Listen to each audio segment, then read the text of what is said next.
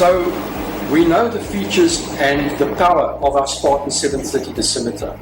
Now we want to take our Spartan 730 dosimeter and go out into the field and take a personal noise sample.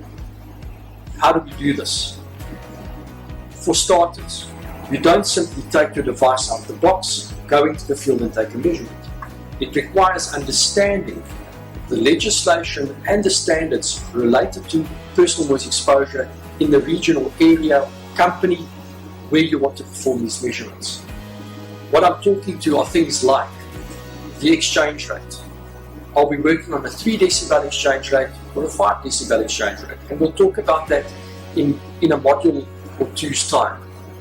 The threshold. What sort of threshold are we needing to record the personal, take the measurement, personal measurement according to? And your criterion level. Are we working on an 85 decibel exposure standard?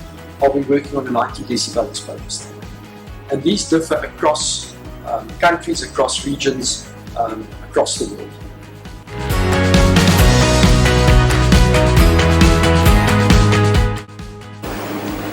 So when taking a personal noise measurement with your Spartan 730, the placement in relation to the worker's ear, person's ear, that you wish to collect a personal noise sample from is critical. The microphone of the dosimeter needs to be as close to the ear as possible that you are interested in understanding the noise exposure to. So let's illustrate.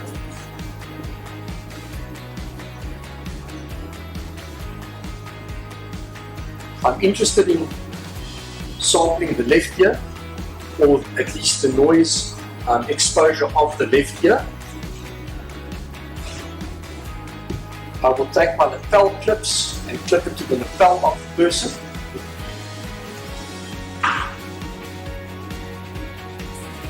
And you can see the microphone in relation to the ear. This position is as close as we can get it to the ear in this circumstance.